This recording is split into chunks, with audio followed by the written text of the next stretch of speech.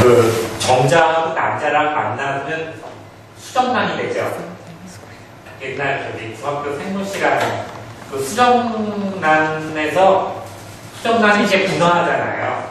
뭐 팔구체 뭐 이렇게 분화해서 그 수정란에 세포를 똑 떼는 거예요. 그리고 수정란은 되게 죽습니다. 근데 수정란은 이거를 자궁에다가 넣어주면 사람이 되는 거잖아요. 그러니까 수정란이 과연 하나의 사람이다 이렇게 보면 사람을 죽이는 거죠. 연구할 때마다 사람 한 사람씩. 그래서 연구를 금지시키는 거예요. 수정란이 사람이냐 아니냐에 따라서. 수정란은 자궁에다가 넣어주기만 하면 걔가 이제 임신이 돼서 사람 아기가 되는 건데 거기서 세포를 떼는데 거기서 세포를 떼면 걔네들이 신경세포로 잘 바뀌어요. 효과가 더 좋을 것 같아요. 근데 이거는 연구 자체가 안 되죠. 연구 한 번 할 때마다 수정란 하나를 쓰는데 그게 사람 하나인데 연구가 정말 뭐 수천 수만 배를 자꾸 반복해서 하는 게 연구인데 그렇게 수정란을 막 쓸 수가 없거든요. 그러니까 윤리적인 문제가 생기는 거죠. 그래서 근데 수정란에서 세포를 떼는 거는 그 분할 능력이 탁월해요. 신경세포로 잘 바뀌긴 해요. 좋은데 이제 기형종이라고 하는 거가 있어요. 그래서 양성 종양 같은 게 잘 생길 수가 있고 연구 과정에서 그러니까 그 이식한 데서 윤리적인 문제가 있어서 연구 자체가 굉장히 잘 안 되고 있어요. 요거를 이제 또 황우석 박사님이 하시다가 이제 연구원 난자 쓰고 뭐 이런 문제로 되는 거죠. 그래서 이제 연구가 잘 안 되고 뭐 먼저 미국에서도 부시 행정부에서 뭐 못하게 하고 막 그랬죠.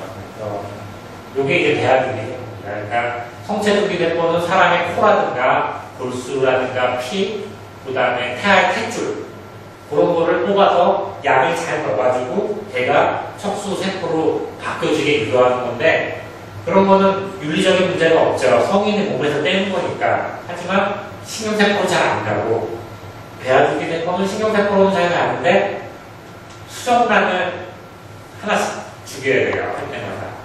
수정란이 과연 사람이냐 수정란이 뿐이냐 뭐 이런 문제에서 종교 이제 카톨릭 이런 데서는 이제 반대하죠. 그래서 이런 문제를 배아두기 세포, 결국 배아두기 세포 연구를 해야지 줄기세포 연구가 발전해요. 그러니까 성체 줄기세포로는 이게 별 분할 능력이 안 돼서 한계가 가장 많은데 이제 2009년도 들어와가지고 올해 들어와서 인공 배아두기 세포가 이제 막 연구가 돼서 한참 나오고 있어요. 요거는 중요한 내용입니다. 그러니까 배아두기 세포가 지금까지는 수정란에서만 배아두기 세포를 만들었는데 그거를 사람의 뭐 피부라든가 뭐 모공세포, 머리털이라든가 뭐 그런 거를 약물 처리를 해가지고 배아두기 세포랑 똑같이 만드는 기술이 나왔어요. 그 사람은 이제 처음 낸 사람이 이제 일본 사람인데 그 사람은 아마 노벨상 같은 거 가질 거예요. 만약 이 기술이 계속 발전하면. 근데 이제 지금 가장 요 기술이 제일 지금 각광을 받고 있고 가장 최신입니다. 그러니까 옛날에는 성체두기 세포, 배아두기 세포를 나누어 생각했는데 요즘은 성인의 몸에서 이렇게 피부나 뭐 똑 따다가 걔로 배아두기 세포를 만들 수 있는 거예요. 그럼 걔가 신경세포로 분화가 잘 돼요. 그러니까 이제 배아두기 세포 연구가 이 기술로 아주 활발하게 되면 이제 배아두기 세포를 이용한 줄기세포 이식이 굉장히 이제 쉬워지는 거죠. 여기까지 이해하셨어요? 좀 어렵죠? 그리고 이 그림에 현혹될 필요 없어요. 저도 잘 모르고 저는 뭐 이렇게 인상하는 사람인데 뭐 기초 연구하는 그게 뭐 외국의 주요 연구들이 요즘은 한 2009년도에 뭐 유명한 뭐 네이처 뭐 라센 이런 유명한 외국 학술지에 가장 나오는 게 이 IPS라고 그 배아두기 세포, 인공 배아두기 세포 Induced Pluripotential Stem Cell이라고 하는 걸로 아주 쫙 도배가 되고 있어요. 올 들어서.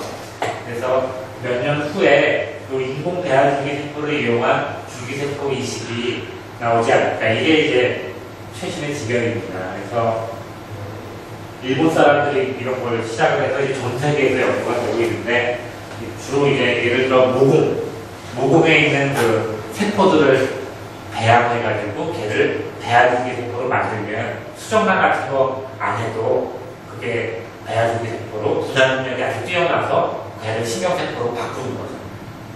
그러니까 쉽게 말하면 머릿속에 있는 머리털 세포로 이제 척수세포를 바꾸는 기술이 나온 거예요. 근데 이제 그거를 그러니까 이제 배아두기 세포를 이용해서 줄기세포 쪽은 많이 발전이 될 것 같아요. 근데 이제 그 다음 장벽으로 남은 게 있는 겁니다. 결국은 이 신경 있는 거.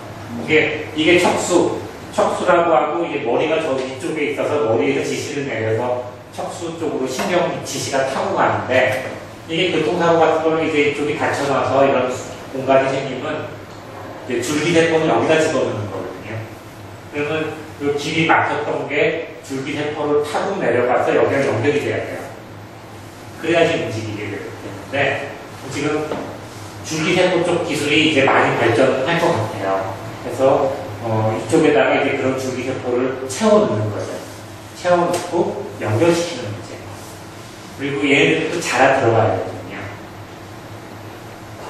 그래서 그 다음 기술이 또 무슨 기술이 각광을 받고 있냐면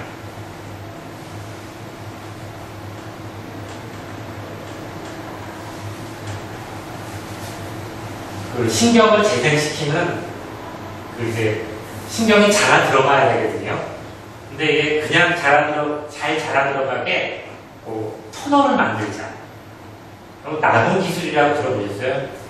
뭐 그런 게 있어요. 이게 나무 입자 같은 거를 이용해서 그러니까 이제 신경이 이렇게 지나갈 때 그냥 신경이 자라 들어오는 것보다 이렇게 터널을 만들어주면 신경이 이 터널을 잘 타고 재생이 되지 않을까.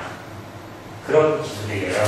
그래서 이게 그 신경이 그냥 그 놔둬서 저절로 자라게 하면 4.3mm 자라는데 이렇게 터널을 타고 자라게 하면 6.3mm 더 길게 자란다. 이런 걸 이제 연구를 하는 거예요.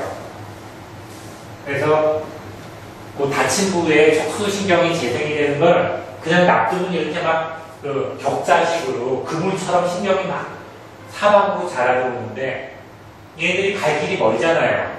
쭉 내려와서 자라야 되는데 얘네들이 똑바로 밑으로 안 내려가고 막 섞여서 자라는 길이가 짧으니까 이렇게 격자를 넣어가지고 한 길로 쭉 내려서 자라게 해놓으면 현미경으로 보면 이렇게 길게 그 일렬로 가지런히 자라게 한다는 거죠. 그러면 더 멀리 밑으로 더 많이 내려갈 거 아니에요.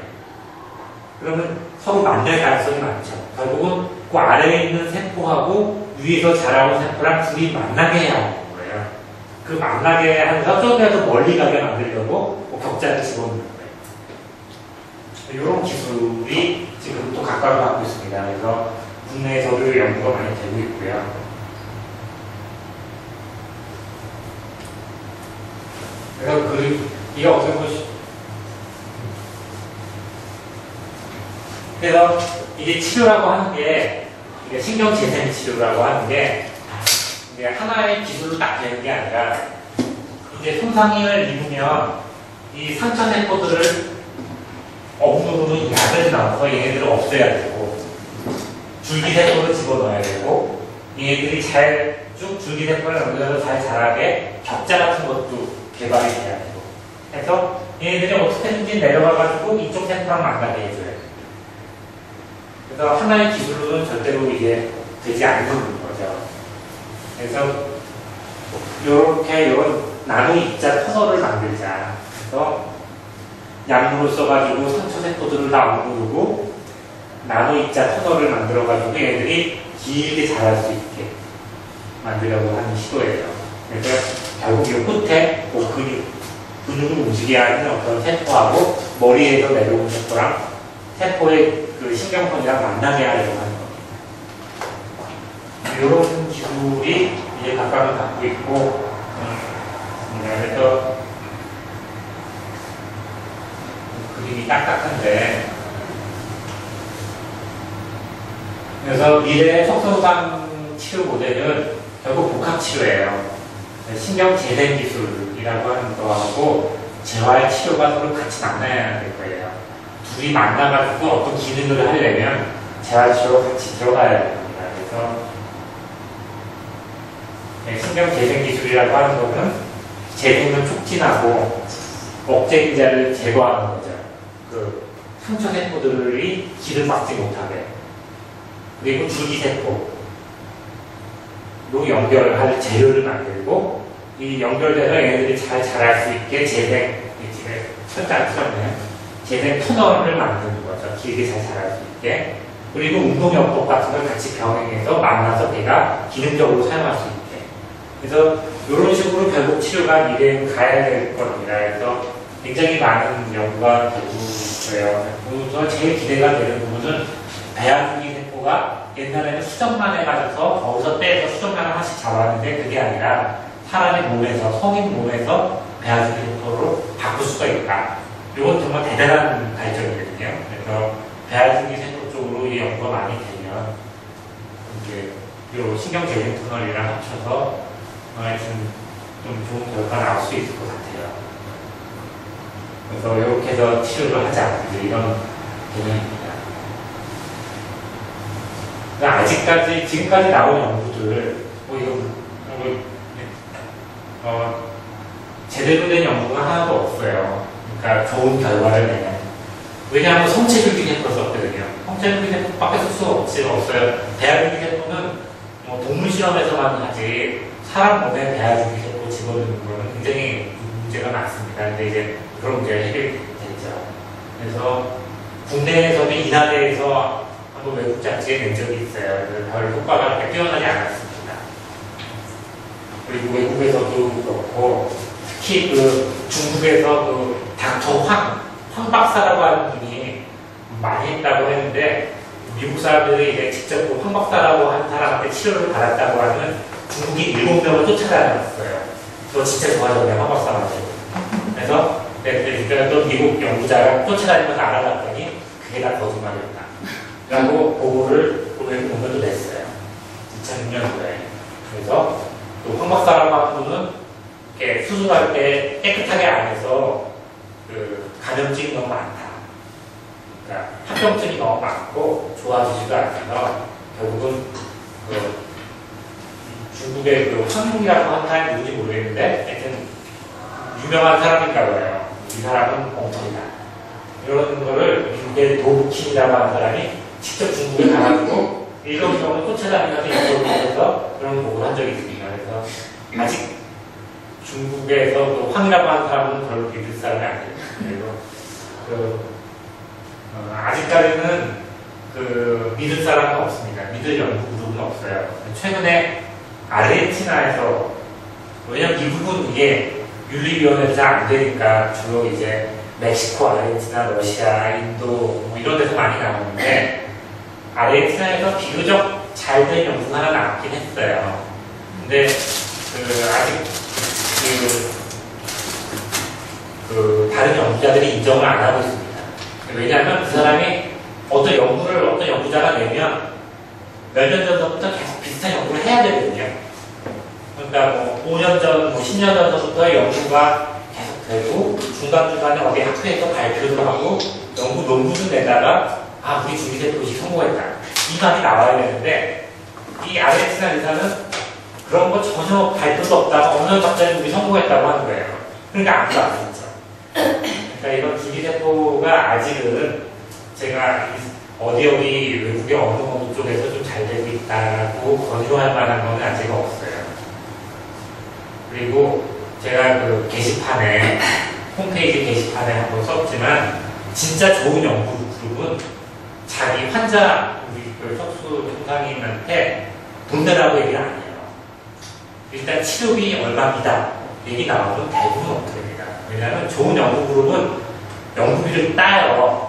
국가에서 따거나 외국에서 따거나 연구비를 따니까 그 임상시험에 참여하는 분한테 돈을 주면 좋지 받지는 않아요. 참여비로 주면 좋지. 그러니까 어떤 그룹에서는 자부담 500만 원에 우리 쪽 연구비로 500만 원 이거 되게 다 못해요. 왜냐하면 진짜 좋은 연구는 100% 다 연구비가 나와요. 그래서 뭐 교통비라든가 무슨 입원비 이런 거는 좀 낼 수 있겠죠. 왜냐면 그건 연구비 처리가 안 되니까. 하지만 그 줄기세포를 만들고 줄기세포 이식하는 과정에 대한 돈을 내라고 하면 그건 어떻게 해야 돼요? 왜냐면 그 직접적인 연구에 관련된 어떤 행위는 연구비도 당연히 나와야죠. 그러면 그 자부담을 시키면 안 되겠죠. 입원비, 교통비, 식비 뭐 이런 거는 낼 수 있지만 그 시술료라든가 재료비, 그 세포 만들고 뭐 시약비 이런 거 내라고 하면 이건 좀 이상한 거예요. 그렇게 알아두시면 되게 이렇게 진짜 제대로 된 것과 엉터리와의 간결성은 저는 그거를 말씀드리고 싶어요. 네, 그래서 줄기세포 이식에 대해서 그래서 요즘에 연구 굉장히 많이 되고 있어요. 이렇게 쥐 이용하는 여러 가지 실험 기술이 많이 나오고 있습니다. 불쌍한 쥐들이 많이 죽고 있죠. 네, 그래서 제가 다른 내용도 더 있고요. 또 잠깐 약간 좀 이렇게 쉬시기도 하고 또 질문도 하실 시간 드리면 줄기세포 이식에 대해 혹시 궁금하신 거 있나요? 저는 질문 하나 받고 싶은데요. 척수순간이라고 이야기할 수 있는지 모르겠는데 내가 이렇게 머리에 감전사고 다해가지고 그때 거의 한 10분에 됐는데 진단에는 뇌척수 신경근 손상 이렇게 나오거든요. 그것도 척수순간이라고 할 수 있는 직접적인 뼈를 다치지 않았거든요. 전기 감전 때문에 척수손상이 있는 경우가 답답합니다. 그게 가동이 있는데 MRI 같은 거 찍어봐야 이상도 잘 안 나오고요. 하는데 여러 가지 임상적으로 봐서 척수손상으로 볼 수도 있습니다.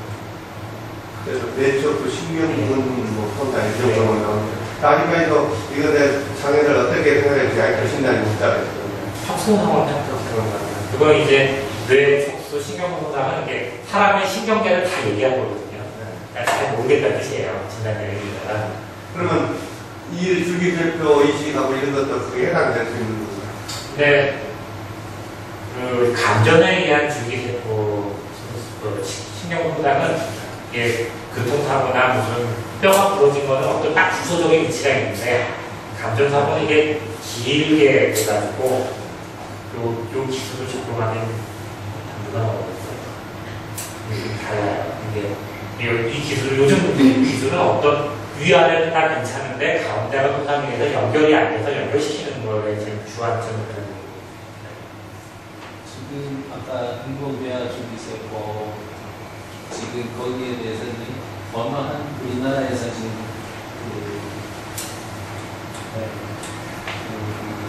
실험을 하고 있다고 이야기가 나왔거든요. 그런데 거기에서 보건복지부에서 재정이나 이런 게 지원이 많이 안 되고 아까 생체 쪽으로 지금 지원이 많이 되어서 아까 인공뇌화 줄기세포에 우리 같은 경우에도 정말 청년한 적이 있었거든요. 상당히 참 좋은 반응들을 갖고 있는데 왜 생체에만 지원이 많이 되고 인공뇌화 줄기세포에 대해서는 왜 지원이 많이 안 되는지 혹시 저도 잘 모르는 제가 뭐 이제 그 기초의학하는 사람이 아니다 임상실험할 때 근데 아마 곧 될 겁니다. 그러니까 어떤 국가 정책이라고 하는 게 이게 여론이 나오면 그게 예산에 반영돼서 집행이 되기까지 몇 년 뜨니까요. 그때 와서 하는 거 보니까 상당히 아깝고 그래서 우리가 봤을 때 우리는 지금 현재 장님하는 거 다친 지 오래되었는데요. 다친 지 얼마 안 된 사람들한테는 상당히 그게 발전이 되면 상당히 좋은 것 같더라고요. 오래돼도 아마 적용이 될 것 같아요. 되는데 지금 현재 저희 같은 경우에는 정말 10년 되어 가지만 그렇게 안 잡아질 수 없고 재활치료 하려면 근육이 되는 게 지금 계속 유지를 시켜줘야 되는데 지금 그런 상태가 안 되니까 그냥 받아봐야 얼마나 이게 기능적으로 사용할지 그거가 그래서 줄기세포 이식으로 다 끝나는 게 아니라 재활하고 같이 가야 됩니다. 같이 가야 되는데 지금 같은 경우에는 초기에 다친 사람들은 얘들은 그게 발전이 되어서 임상시험대표를 가져가는 실용화되었다면 다친 지 얼마 안 되었던 사람들은 가능이 이제 나올 수 가능하다고 보지만 우리처럼 몇십 년, 수십 년 대학을 있는 사람들한테는 좀 기대하기가 좀 어렵지 않은 생각이 들어서 선생님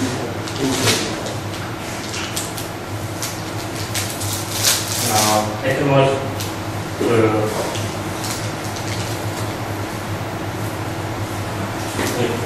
다치고 초기 얼마 안 된 사람들과 재생 능력은 떨어질 거예요. 떨어지는데, 대부분 오래된 분들한테도 적응이 될 거로 좀 보고 되는데, 그러니까 저희 같은 경우에는 이 근육이나 이런 게 지금 아까 근육이나 세포 이런 거는 예를 들어 운동이나 이런 걸 했으면 크기는 줄어들잖아요. 단지 세포가 늘어나고 이건 아니고 세포 이런 게 들어있는 상태에서 만약에 그게 좋았다. 그랬을 경우에는 다친 지 얼마 안 되는 사람은 그걸 무시하고 있는 상태이지. 그렇지 않아요. 일단 신경만 연결되면 근육은 커지게 돼 있어요. 하는 거. 근데 그 잠재 의식이 있게 연결만 되면 커졌다 하면 네. 걱정 안 해도 기대하잖아요. 그래서 저는 벌써 그걸 해서 분위기 짧아서까지 얘기하는 거 아니겠지만 아니죠. 근육이 많이 못 가들었을 텐데 근육이 많이 기능이 떨어지는데 근데 연결만 되면 떨어진 근육이 좋아져요. 좋아진대. 근데 그 과정에서 잘하는데 근데 시험으로 계속 해야 된다는 거죠. 문제는 연결되기가 다친 지 얼마 안 된 사람보다 어렵다는 거죠. 왜냐하면 그 상처 조직이 막고 있는데도 오래될수록 심하니까 걔네들을 풀기가 더 어려운 거예요. 그런 거를 염려를 하는 거죠. 이제 우리네들. 그러니까 그 신경이 제대로 예를 들어 해서 영역이 제대로 들어가면 괜찮은데 제대로만 되면 거기가 예를 들어 거기에 들어갔을 경우에 좀 힘들지 않아. 그게 이제 그게 초반에 다친 사람보다는 다친 지 오래된 사람이 조금 금방 다친 사람보다는 조금 힘든다고 봐야죠. 네, 힘들다고 봐야죠. 상황이죠. 지금 상태가. 근데 이게 만약에 성공이 되면 금방 그게 수술이 되나요? 우리 일반 이런 사람들도 거의 간단하게 약 하나 개발하는 것도 5년 걸려요. 아니 만약에 성공이 되면 뭐 진통제 하나 나오려면 5년 걸리니까 이게 아까 말씀하신 황우석 교수님 그거 하다가 지금 중단됐다고. 그런데 지금도 이게 누가 이게 개발 연구를 하고 있어요. 우리나라에서도. 네, 몇 군데 하고 있는데. 우리나라에서도요? 예, 요령도요. 요령도 하고 있어요. 네. 외국에서도 하고 있고. 근데 이제 그 황우석 박사님이 예전 같은 어떤 이슈의 인물이 이제 되지가 않을 거예요. 왜냐하면 그때는 수정만을 이용한 연구를 하느냐 안 하느냐 윤리적 문제로 걸린 건데 이제 수정만이 필요 없게 됐어요.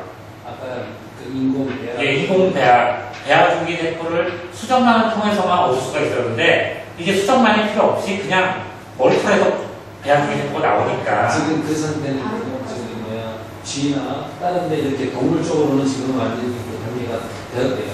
근데 사람한테는 아직까지 그 반응이 이걸 못하고 있다는 그런 관계라고 생각했습니다. 그래서 황우석 박사님이 이제 어떤 화제의 인물이 아니겠어요. 기술이 나오면서. 아니 그 당시에요. 저희들이 거기다가 그 실험 대상자로 하라 그래갖고 접수를 했었거든요. 많이 하셨죠. 네, 접수를 우리가 서울대 그 병원에 조카가 근무를 하고 있어가지고 그래서 뭐 빨리 좀 해보라 이래갖고 딱 연습 딱 그거 엮고 나니까 3일인가 4일인가 있다 그 사건이 벌어지더라고요. 그래서 그 접수해오는 환자들이 얼마나 실망이 크겠어. 그러면서 우리 그 소위까지도 했는데 그걸 참 힘들긴 힘들하다. 말씀하셨듯이 이게 그 연결이 돼도 근육이 시원치 않거나 관절이 망가지는 게 또 못 쓰니까 맞아요. 그래서 관절을 잘 유지하고 하는 건 중요해요. 근데 아직은 이제 재생 터널하고 배아주기 해서 기술이 발달하는 거지 이제 그 그 사람한테 아직 그 기술을 적용, 사람의 털을 뽑아가지고 사람의 대아두기 세포로 만들어요. 이건 됐어요. 근데 그거를 사람의 척수에 집어넣는 건 아직. 척추에 집에는 아직 한 번도 실행이 안 됐어요. 그거는 있지만. 그래서 이제 조금 다른 얘기, 이제 주기세포에 대한 거는 그냥 이 정도. 혹시 더 질문이 있어요? 사실 제가 주기세포에 잘 몰라요. 저는 임상하는 사람이고 진료하는 사람이지 실험실에 있는 사람이 아니니까. 그러면요, 저희 남편인데 이거 다칠 때 보통 이렇게 손목이 아프다면서 근데 계속 지금까지도 이 손목이 유지가 안 돼요. 계속 이렇게 아파가지고 이 휠체어로 못 밀 정도거든요. 그런 경우에는 왜 그러세요? 그거 제가 나중에 따로 이렇게 진짜 한번 해드릴게요. 다른 종목이고요. 위에 신경이 안 가. 그래서 4번에 말씀드린 부분은 여기 상지재건술이라고 그 수술로 성기능 좋아지게 하는 거. 사실 외국에서는 옛날부터 많이 했는데 국내에서는 이제 시작을 했습니다. 그래서 한번 좀 보시라고 가져왔는데요. 그러니까 손을 이렇게 내리면 이렇게 떨어지고 올리면 이게 탁탁 붙잖아요. 그 엄지랑 집게랑 붙게 되어 있거든요. 그걸 잘 이용해서 물건 짚는데 수술해서 좀 사용하시다 마비가 있어도 뭐 그런 기술입니다. 이건 안 돼요. 그래서 하면 돼. 옛날에 이런 보조기가 있었어요. 쇠로된 보조기. 그래서 이렇게 물건을 짚게 하는 보조기. 혹시 써보셨을지 모르겠어요. 이런 걸 수술로 한다는 겁니다. 그래서 인대를 이렇게 잘 눌러붙여서요. 이제 그런 동작을 만드는 거죠. 그러니까 팔꿈치 인대도 하고. 그래서 대본이 뒤에 얘기하는 제가 동영상을 그랬는데 뭔가가 제가 잘 못한 것 같아요. 그래서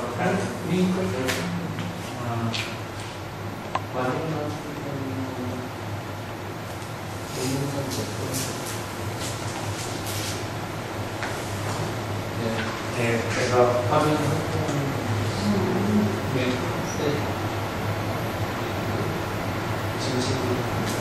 말도 나올 건데. 네, 괜찮아요. 그래도 그냥 뭐, 이 정도 하시는 분. 보니까 딱 아시겠죠? 대략 어떤 뜻입니다. 다시.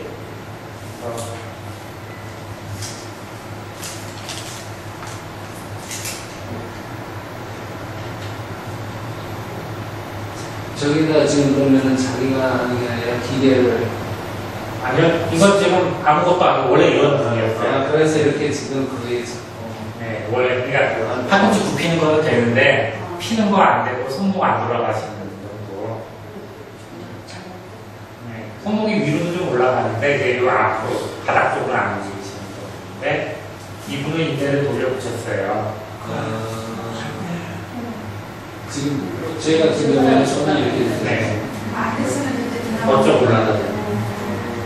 그러니까 이분이 팔꿈치를 굽히는 힘이 있는데 펴는 힘이 없으니까 사람 몸에 굽히는 근육이 몇 개 있으니까 하나 돌려붙여서 이렇게 필 수 있게. 그러니까 그 상태로 이렇게 올라가다가 이 손이 이렇게 뚝 이렇게 떨어지더라고요. 그래서 물건도 잘 짚게 이렇게 인대를 돌려붙여가지고. 아, 네. 그런 수술을 예, 그래서 뭐 물론 무거운 건 못 들죠. 무거운 건 아니고 복잡한 건 안 되지만 그래도 엄지랑 집게를 이용해서 지금 저 상태에서요. 저희 같은 경우는 멜라톤 하고 싶어도 못하는 사람들이 많거든요. 멜라톤 정도는 충분히 그러니까요. 저거를 지금 저 상태에서 봤을 경우에는 멜라톤도 가능할 것 같아요. 그래서 이렇게 팔꿈치 펴기가 되고. 그럼 저거는 수술을 해갖고 저렇게 되는 거예요? 예, 그렇죠. 그전에는 이게 안 이렇게 되었잖아요. 되는 거라? 네, 이렇게 볼펜 짚고. 저 상태면은 멜라톤 충분히 한다고. 이게 안 되는 사람. 멜라톤은 무거운 게 아니니까. 네. 딱 잡고. 이게 이제 미국에서는 벌써 뭐 10년 전부터 했는데 국내에서는 이게 그냥 정형외과 의사들이 잘 안 했어요. 근데 이제 뭐 올해 이제 저랑 같이 있는 정형외과 의사가 뭐 어떻게 관심 있게 해가지고 네, 뭐 사실 이렇게 얼굴을 직접 보이면 안 되는데 다 우리 저희는 뭐. 그래서 그렇게 근데 문제는 이게 수술이 간단한 게 아닌 게 수술은 간단해요. 수술은 그냥 한 번 들어가도 나오면 되는데 수술하고 나서 석고분대를 해야 돼요. 석고분대를 하고 한 달마다 조금씩 각도를 좀 올려줘야 돼요. 그러니까 석고분대를 4개월, 6개월 동안 조금씩 각도를 바꾸면서 해서 수술 후가 고생이에요. 수술 전이 뭐 수술이랑 그냥 하면 되고. 근데 그거 그때는 맨날 구성해서도 편집이 좀 예, 예. 이렇게 물건도 잡으러 주셨으면 좋겠어요. 그리고 센 힘을 줄 수가 없고요. 무거운 걸 들거나 얼마 전에 이제 저한테 오신 분은 휠체어를 밀고 싶다 수술을 해서. 근데 그건 안 된다고 말씀드렸어요. 그러니까 이게 물건을 짚고 뭐 이렇게 요거 조금씩 움직이고 뭐 전동 휠체어 조작하고 펫 멜라톤하고 이건 되는데 휠체어 밀 정도의 힘은 못 내는 거예요. 센 힘을 줄 수가 없어요. 아니 어차피 휠체어는 못 밀잖아요. 그 이렇게 예, 돼 있는 그렇죠. 원래 못 미시는데 수술을 해서 휠체어를 밀게 달라. 그런데 누구나 놔두는 건 아니잖아요. 분이 어느 정도 그 부분에 해당하는 수학 예. 부분이 남아있는 거잖아요. 예. 그러니까 팔꿈치를 굽히는 게 남아 있으면 요 팔꿈치 굽히는 힘이 세면 얘 인대를 돌려 붙여가지고 펴는 걸 만들 수가 있어요. 이게 안 펴지니까. 예. 이런 거 많잖아요. 굽히는 거 굽혀지는데 펴는 게 안 될 경우에 굽히는 근육이 3개 있거든요. 그러니까 3개 중에서 하나를 펴는 쪽으로 돌리는 거예요. 그러면 이렇게 잘 하면 그 근육이 이렇게 펴주는 힘을 하는 거죠. 신기하다. 그 다음에 손목을 올리는 힘이 조금이라도 남아있으면 요거를 잘 돌려 붙여가지고 이렇게 집을 수 있게 하는 거죠. 그래서 뭐 아주 기가 막히게 그런 건 아니지만 그래도 그냥 좀 이렇게 간혹 도움이 되고 될 수 있어요. 그래서 근데 이제 석고분대를 오랫동안 하기 때문에 4일, 6개월 동안 고생하시고 세게 막 휘쳐 밀고 무거운 거 들고 이거 못하고 또 한 번에 수술을 안 하고 팔꿈치 펴는 수술 먼저 한 다음에 요거 물건 짚는 수술을 나중에 하는 게 조금 더 효과가 좋거든요. 그러면 1년 내내 고생이죠. 근데 그 물건 짓는 수술은요, 거기다가 무슨 신경 같은 거를 였나요? 뭐. 아니 인대를 돌려붙이는 거예요. 인대만 돌리는 거예요. 예, 좀 손목 인대를 돌려붙여서 손목이 요 손등을 이렇게 올리면 이게 딱 짚고 내릴 때 탁 펴지게. 그래서 물건을 집을 때 이렇게 물건을 집으면 손등을 살짝 올리면 이게 딱 집어지는 거예요. 그리고 손등을 내리는 거 힘없이 내려도 되니까. 그러니까 손등을 올리는 힘이 좀 있으면 물건을 좀 가벼운 걸 쉽게 만들 수 있다는 거예요. 근데 이제 손목이 꼼짝도 안 하면 안 되고요. 손목이 이렇게 올려가기만 하면 요걸 잘 돌려붙여서 좀 물건을 집게 하고 팔꿈치 굽이는 힘만 있으면 근육 3개 중에 하나를 돌려붙여서 펴는 걸 만들어줘요. 2단계로 수술을 하고 그 문제는 인대를 돌려붙이는 거니까 돌려붙인 인대를 자꾸 쫙쫙 늘리면 못 쓰겠죠. 무슨 뜻이냐면요. 예를 들어 휠체어 밀 때 이렇게 휠체어 잡으시는 분 많잖아요. 이렇게 엄지손가락에 걸어서 쫙 늘려서 만약 이렇게 해서 이쪽 인대를 잘 돌려붙여서 이렇게 하면 한개 딱 붙게 인대를 만들어놨는데 휠체어 밀면서 이렇게 쫙쫙 늘려요. 그럼 이 힘이 떨어지겠죠. 그러니까 휠체어 잡는 거를 뭐 손등 이쪽으로 한다든가 해가지고 이렇게 하면 안 되겠죠. 그러니까 요거가 이제 망가지지 않게 이렇게 잡아당기거나 이런 게 좀 없게 해야죠. 예를 들어 또 하나는 이렇게 트랜스퍼 할 때 이제 이렇게 하면 자꾸 인대가 늘어나니까 이제 손가락을 굽히고 하든가 뭐 주먹으로 하든가 트랜스퍼 할 때도 주의가 필요하고 그래서 뭐 아주 눈에 번쩍 뜨리나 그런 건 아니에요. 하지만 그래도 간혹 또 아주 쏠쏠하게 좀 이렇게 재미를 더할 거는 도움이 되는 분도 있을 거예요. 저기 하나 더 지금 이렇게는 잡고 있는데 그러면 수술을 해서 예를 들어 만약에 몇 킬로까지 하중을 견딜 수 있는지 그걸 재보진 않았는데 아까 그림 본 정도예요. 무거운 건 못합니다. 아니 예를 들어 이제 거기 한 2kg, 3kg짜리 아령을 들고 이게 안 되는 사람이 여기서 여기까지밖에 안 되는 사람이 수술을 해서 이만큼 올라가지 않습니까? 예를 들어 2kg, 3kg짜리를 근데 이 정도밖에 안 됐는데 수술을 해서 이만큼 올라갔다. 그래서 얘네들 조금 더 무거운 거를 했다 했을 경우에 파열이나 이렇게 될까? 그러면 재수술을 안 되는 거죠. 예? 제가 말씀하신 이 손목 꺾이는 게 이게 요 정도면 됐던 사람이 수술을 해서 좀 많이 이렇게 꺾였어요. 근데 이 수술하기 전에 2kg, 3kg라는 물건을 쥐고 있다가 예를 들어 1kg 돼서 한 4kg 정도 되는 거를 쥐고 이쪽에 있는 거 파열이 됐어요. 재착도 수술은 안 돼요. 아, 지금 이거랑 상관없는 얘기죠? 예. 예, 전혀 상관없습니다.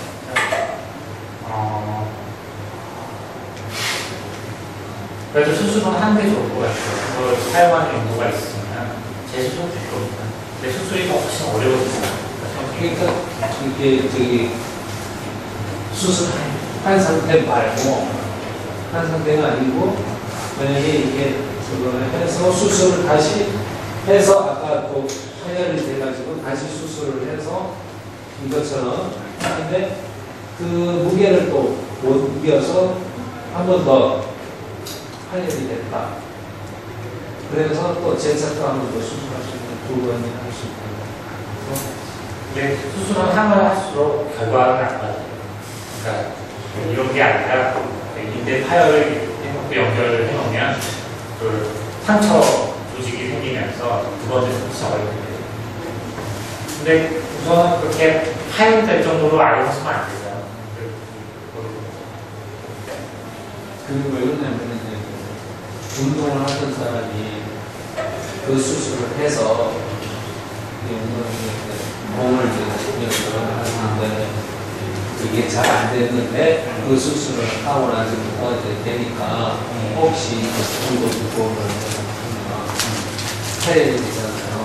그 파열된 그거를 또 다시 한 번 더 수술을 하면 결과가 전에 처음에 했던 것보다 더 좋아지진 않고 약간 떨어지잖아요.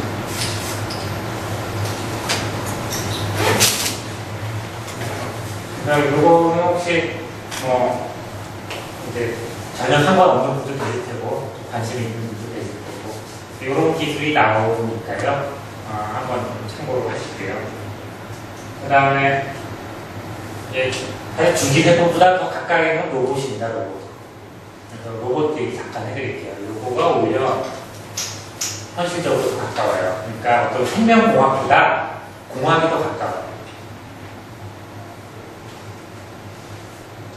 네. 제 로봇 찌빠 이런 거는 아마 제가 목사 조금 나이 다니시는 그래서 요즘 산업용 로봇 많이 나오고요.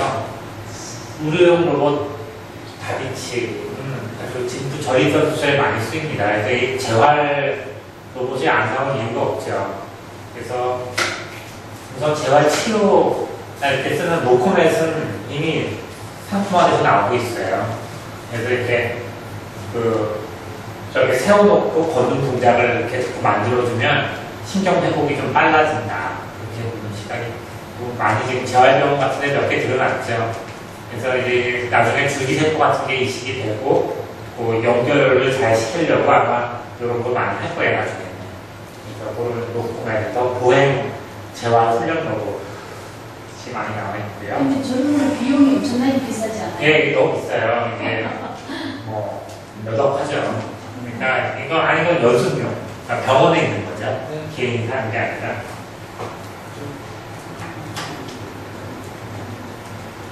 슬라이드 쇼.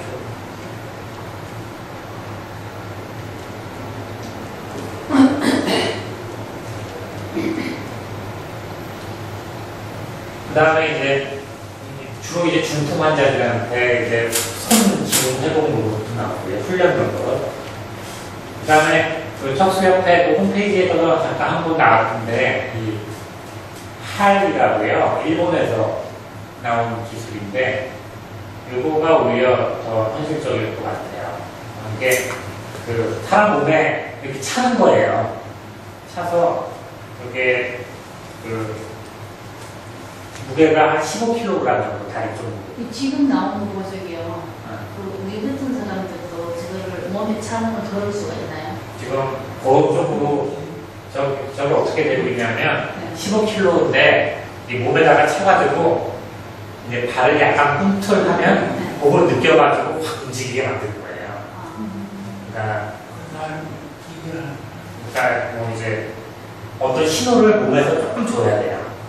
근데 그게 지금 아직 이게 무슨 이걸 무슨 연구 페이퍼가 나오진 않았어요. 연구는 안 나왔는데 그쪽에서 얘기를 하는 내용을 보니까 이제 어떤 몸을 조금 움직이면 그걸 감지해서 프로그래밍이 돌아가는 건데 그건 어렵지 않을 것 같아요. 예를 들어 다리를 움직이게 하려고 뭐 손가락을 조금 딱딱하면 그걸 감지해서 하면 되니까 그거는 될 것 같아요. 그래서 전단장애가 저걸 차면은 하나의 전단대 있잖아요. 그분들이 그 차면을 더 쉽게 되고 이 척수분들한테도 쓸 수 있을 것 같아요. 근데 일본에서는 이거를 재활로 쓰는 게 아니라 산업용으로나 노인용. 그러니까 워낙 고령 사회니까 노인 중에서 이렇게 이제 조금 움직이긴 하는데 뭐 계단 못 다니시고 이렇게 그런 분들을 위해서 하는 게 맞는 것 같아요. 그러니까 주로 이렇게 무거운 물건 들게 하고 뭐 이렇게 다니게 하는 거죠. 그래서 이게 원래는 주개발 대상자 노인들 이렇게 잘 못 걸을 때 이제 조금만 움직여도 기계가 알아서 힘을 내주는 건데 이거를 이제 척수 쪽에서 사용을 할 가능성이 많죠. 근데 중심이 잡혀있어요. 이게 그 센서가 발 쪽에도 있어가지고 뭐 자동으로 피드백되는 장치가 있는 것 같아요. 이게 아마 그쪽 기믹이겠죠. 그래서 아마 상업화를 할 것 같은데 근데 뭐 무기는 쉬워도 이 재료가 이 정도 재료가 15kg가 되려면 아마 재질이 이제 뭐 티타늄 뭐 이런 걸로 해가지고 이게 가벼운 금속으로 하고 또 파워를 내려면 이게 서브 모터 어떤 제어 장치의 모터로 힘을 내야 되니까 이게 보통 기술이 아닐 거예요. 만약에 이걸 우리나라에서 쫓아가서 만드는 건 거의 불가능할 겁니다. 일본에서 이렇게 장사를 하겠죠. 팔겠죠. 그래서 뭐 이렇게 산업용으로 무거운 물건 들게 한다거나 노인용으로 나왔는데 이게 이제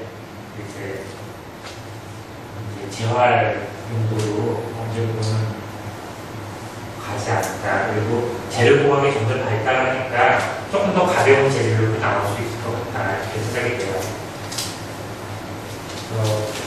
역시 일본답게 이런 게 먼저 나왔어요. 그래서 뭐 계단이라든가 평지 이런 걸 프로그래밍해 놓으면 어떤 패턴으로 계속 움직이게 해서 다닐 수 있게 만드는 거죠.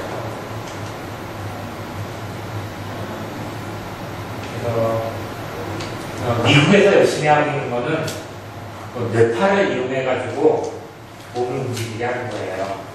그러니까 뇌파 중에서 주파수를 몇 개 잡아가지고 이제 사람 몸에 전극을 심어서 그 뇌파로 그 전극을 조정하는 거예요. 그래서 뇌파를 어떤 거를 내면 훈련을 해야 되죠. 어떤 참선하는 사람 훈련하듯이 뇌파 몇 개를 본인이 낼 수 있어야 돼요. 그거를 그러면 몸에서 그 기계가 감지해가지고 물건을 잡는 동작을 한다거나 뭐 일어서는 동작을 한다거나 그런 연구가 미국에서는 이제 뇌파 제어 장치 쪽으로 많이 연구가 되고 있고 미국에서 대상은 주로 척수 쪽이에요. 노인 쪽이 아니라 상지 쪽 잘 못 움직이시는 분들을 뇌파 장치를 해가지고 상지를 움직이게 하는 거를 그래서 그 동영상을 제가 못 보였는데 보면 그냥 뇌파 이렇게 해가지고 그냥 물고 짚고 이거 다 해요. 그래서 그런 기술이 이제 발달하고 있습니다.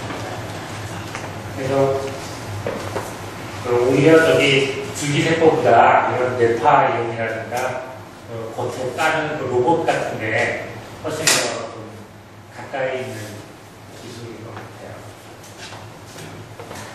그다음에 조금 자잘한 얘기 좀 해드릴게요.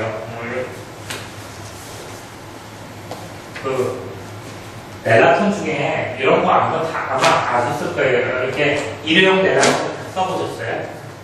그래서 이게 가격이 내려갔어요. 한 4,000원인가 5,000원인가. 이제 10,000원. 그래서 요걸 나중에 이제 결국 이제 보호구조 이런 게가 돼서 이것도 많이 사용하시게 좋을 것 같아요. 그런 날이 오거든요. 그래서 뜯어가지고 수돗물을 집어넣고 이렇게 화장실 벽에다가 30초 붙여놓으면 저절로 코팅이 되는 거거든요. 그래서 이렇게 넬라톤을 하고 그냥 버리는 거예요. 사실 훨씬 위생적이에요. 편하고. 그게 지금은 이제 5,000원에서 다 자부담인데 한 번 할 때 이런 게 급여가 되면 왜 그 실리콘 넬라톤 뭐 파란 색깔 대용에 집어넣거나 뭐 옛날 그 주황색 고무 넬라톤 그게 장기적으로는 이제 자꾸 손상을 주니까 요거는 굉장히 그 노도를 상처를 전혀 안 내거든요. 근데 너무 비싸서. 지금 너무 비싸요. 가격이 내려갔는데도 5,000원. 그뿐만 아니라 장애인용품은 다 비싸요. 안 비싼 게 없어요. 네. 그래서 사실 그걸 장사하는 사람들이니까 장사하는 내려갈 수는 없고 그 정부 예산에서 줘야죠. 내가 하는 사람한테는 이게 급여가 줘야죠. 장애인용품은 좀 싸게. 네, 여기가 좋은 게 나왔는데 올해는 나온 지 오래됐죠. 오래됐는데 작년 말인가 올해 초에 가격이 한번 떨어졌는데 아직도 한 번에 5,000원. 그러니까 하루에 몇 번을 했는데 한 번은 얼굴을 네. 그게 많이 들어요.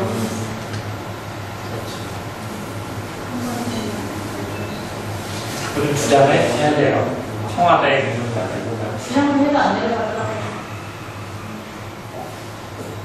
그러니까 국내에서 이런 것도 개발이 됐어요. 그래서 이미 이 회사 물건을 제가 그냥 병원에 졸라가지고 샀거든요.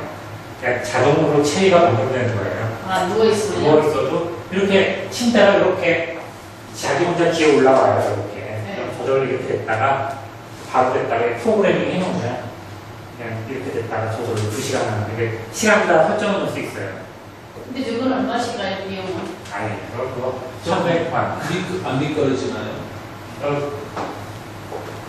요렇게 여기 이거 있잖아요. 이거 있잖아요. 아니 그게 아니라 이렇게 그게 완전히 딱 길어질 게 아니라 이게 약간 파이처럼 이렇게 돼가지고 한 15도 정도 15도 더 되는 것 같은데 이게 몸이 딱 옆으로만 가는 게 아니라 이게 약간 이렇게 돼가지고 안 길어지게 해놨어요. 그래서 이제 이런 것도 나와서 이제 기술은 많이 좋아지는 것 같은데 가격이 비싸죠. 가격이 진짜 수요가 없어서 그렇지. 가격이 너무 비싼 것 같아요. 뭐라. 그래서 이거 이 회사한테 제가 전화를 해봤어요. 병원에 하나 있어야 될 거 아니에요. 그랬더니 자기들이 국내에 팔아본 적이 한 번도 없대요. 자기들 만들어서 100% 수출한다고 뭘 어떻게 해야 될지 모르겠더라고요. 한국으로 된 견적서가 없어요, 회사에. 그만큼 국내에서는 이게 시장이 없으니까 만들어서 국내에 팔 생각도 안 하는 거죠. 이렇게 이런 기계가 이제 나와서 이제 잘 팔리고 있는데 결국 비용이죠. 300만 원이라고 사는 사람 별로 없어요. 그냥 선으로 해지, 그러면 선으로 체입에 해지, 그리고 이제 이것도 이제 외국에서는 다 나오고 제가 지난번에 한번 그림 보여드린 적이 있을 거예요. 소변 보는 거를 그 넬라톤을 하시는 게 아니라 이렇게 배 스위치 눌러가지고 소변 보게 하는 게 보케어 시스템이라고 이제 그 밑에 이게 저기 사람 방광이고요. 방광의 신경인데 이런 데다가 이제 전극을 심어가지고 이렇게 배 밑에다가 이제 배 지방 밑에다가 스위치를 심는 거예요. 네, 거기를 누르고 손으로 가지게. 이것도 미국에서 나온 지 10년도 넘었어요. 한 10년쯤 됐어요. 그러니까 미국에서는 다 보험되고 특히 유럽, 북부 유럽이 잘 하잖아요. 스웨덴, 뭐 덴마크 이런 데서 다 해요. 그러니까 국내에서는 이 기계 회사가 들어가 있거든요. 그래서 기계 회사가 들어와서 다른 거 팔지 이건 안 해요. 왜냐면 하겠다고 하는 비뇨기과 의사가 없어요. 왜냐면 그 비뇨기과 의사가 이 기술을 공부해서 자기 그 전문으로 삼을 내면 이거 한 사람이 있어야 되잖아요. 근데 수요가 있지만 구매력이 있는 수요가 없죠. 돈 있는 수요가 없으니까 이게 다 예를 들어 국가에서 보호를 해줘가지고 이런 거를 할 수만 있으면 그 학생들이 기계가 이제 몇 천만 원 하니까. 그래서 그 비뇨기과 의사분 중에 돈 안 드는 거 하려고 하는 사람이 있어요. 그러니까 신경을 이어가지고 모든 사람한테 할 수 있는 건 아닌데 이렇게 넓적다리 이렇게 자극을 주면 그게 스위치 효과가 돼가지고 소변이 빠지게 그걸 이제 중국에서 처음 개발해가지고 비뇨기과에서도 지금 하시는 분도 있고 그래요. 그래서 내가 사람의 방광 기능을 단순하거든요. 말 그대로 방광다리 짜내는 거니까 그렇게 기계를 이용하거나 신경을 이어가지고 하려고 하는 시도가 있고 신경을 이어서 하는 거는 뭐 그렇게 딱 맞는 사람이 몇 분 안 계세요. 그래도 한 분야에서 성공했다고. 그러니까 소변을 멜라토닌 원래 하시던 분인데 넓적다리 쪽에 그걸 비비는 거예요. 감각을 주면 거기에 신경을 차고 감각이 들어가서 방광에 이렇게 수축하는 그런 기술이 있어요. 근데 그거는 실패 가능성이 있죠. 실패에 대해서 뭐 잘못되는 건 아니지만 뭐 예를 들어 이렇게 한참 비볐는데 소변이 조금 나오다 만다든가 결국 멜라토닌 한다든가 뭐 그럴 수는 있는데 그런 기술이 나오고 있고 그리고 전기자를 치는 건 아주 확실한 기술이에요. 요거 소변이 그냥 빠져요. 누르면. 근데 지혜가 들어가 있는데 이제 결국 비용이죠. 그런 문제가 여기 보케어 시스템이라고 요거를 하면 이제 변도 좋아진대요. 그래서 이런 기술이 있어요. 그래서 그냥 오늘은 그냥 새로운 기술이라든가 뭐 이런 거 쭉 소개시켜 여러분들 하시면 요거는 이제 요즘 많이 연구가 되고 있는 건데 이제 모든 사람이 좋아지는 건 아닌데요. 지난 시간에 잠깐 보여드렸을 거예요. 이렇게 두피에다가 전구를 붙여놓으면 좀 진통이 되는 경우가 있어요. 그러니까 왜 통증 심한 분들 있잖아요. 마비된 부위에. 그게 사실은 그 자리가 진짜 아픈 건 아니죠. 척수에서 감각을 이렇게 왜곡해서 뇌에 전달해가지고 안 아픈 거를 아프다고 전달하는 거거든요. 신경이 다쳐서. 그러니까 그 뇌에다가 이제 그 두피에다가 전극을 붙여서 자극해서 조금 완화시키는 연구를 제가 하고 있어요.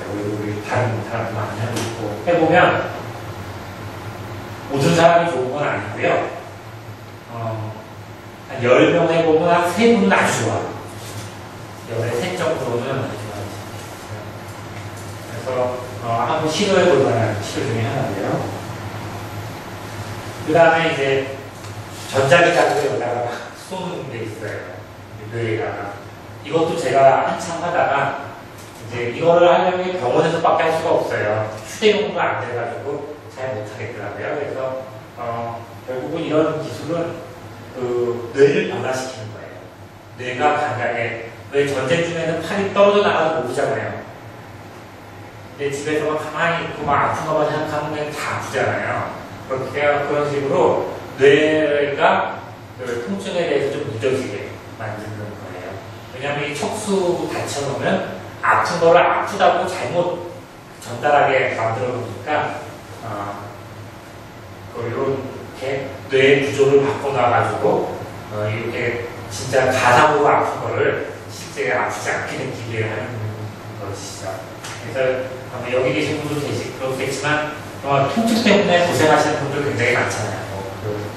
그런 분들한테 이런 기술이 되고 있고요. 그래서 사람의 뇌를 바꾸는 치료 기술. 그 다음에 이제 다친 부위에다가 주사 치료하는 기술도 이제 많이 쓰고 있어요. 근데 모든 사람은 이게 영구적인 효과가 아니라 효과가 한 2, 3개월 될 것 같아요. 근데 이런 것들이 기술이 더 좋아지면서 통증이 좀 좋아지는 기회가 길어질 수가 있을 것 같아요. 그 다음에 제일 확실한 거는 이 통증 있는 분들, 지금 통증 치료인데 펌프를 사람 척수 안에 집어넣는 거예요. 진통제 펌프를. 그래서 이거는 작년부터 보험이 됐는데 이 척수 쪽이 아니라 암성 통증. 암 환자 중에서 통증이 심한 분들한테 마약 성분이 들어가 있는 이런 펌프를 집어넣어가지고 진통시키면 이제 통증이 줄거든요. 그래서 이런 게 근데 보험이 돼도 자부담이 한 500만 원 됩니다. 그러니까 기계가 한 1,000몇백만 원 하고 이제 나라 돈으로 몇백만 원 나오고 자부담은 500만 원. 그거 하는 분들이 있죠. 그러니까 그것도 너무 괴롭고 너무 통증이니까요. 그래서 이렇게 보시면 알겠지만 기술은 많이 좋아지고 있는데 이제 결국 비용 그리고 또 비용을 누가 감당해 주느냐 그게 이제 관건이 되죠. 요즘은 저기 마약성 패치를 많이 써요. 약한 마약성 펜타닐이라고 붙이는 거. 예, 붙이는 거. 그래서 요즘 사람한테 잘 듣는 건 아니지만 그래도 꽤 재미를 보는 경우가 많이 있습니다. 그래서 오히려 진통제 막 여러 개 드시는 것보다 알약을 조금 개수를 줄이고 패치 하나 붙여서 사흘에 한 번씩 교체하는 게 낫다. 근데 그게 이거 보험 되고 다 보험 안 되는데요. 그 보험 처리를 할 수 있어요. 우리가 네. 하나 그래갖고 제가 입원했을 때 그거를 선생님한테 정면외과 선생님한테 말씀드렸지만 보험 안 된다고. 그거 바뀐 지 얼마 안 됐어요. 네? 아마 이번 봄인가? 아니 우리 7월달에 입원했어요. 그거 잘 몰라서 보험 안 된다고 그게 하나에 보험 안 되니까 우리 25 그거 미리 했거든요. 프로 했는데 8,000원 받아요. 조금. 예, 보험 돼요. 그게 몇 개 들었어요? 8,000원에 하나 들었는데 체크는 우리 지금 붙였어. 그래서 통증 이거는 빼기 심할 때만. 네, 저한테 보시면 제가 보험으로 이렇게 그거 선생님 서울대병원을 가야 되잖아요. 분당. 분당 서울대병원. 근데 지금 아직 의사들이 척수에 대해서 잘 아는 의사 별로 없어요. 네. 그래서 이게 보험이 되는지 안 되는지 잘 모르고 네, 잘 못. 아니 우리 정형외과 가서 그때 발 때문에 입원했을 때 내가 하다 괴로워하니까 물어보니까 보험이 안 되는데 할 건데. 네, 발보도 정형외과 선생님이 알 리가 없죠, 사실. 네, 그거를. 정형외과. 그래서 제가 요거를 제 연구의 주된 주제가 통증이에요. 네. 그래서 지금 나중이라도 뭐 요거를 저한테 처방 받으시고 싶으시면 전 제 연구니까 제가 교통비까지 다 드리고 약 처방할게요. 그럼 선생님 그거 네. 처방을 하면 보험 때문에 몇 개 정도 이렇게 주시나요? 근데 문제는 마약성도 좀 발라져 있으니까 관리를 심하게 받아서 네. 한 달치밖에 처방해요. 한 달에 몇 개 주는데? 그러니까 10개. 10개요? 그게 어디서?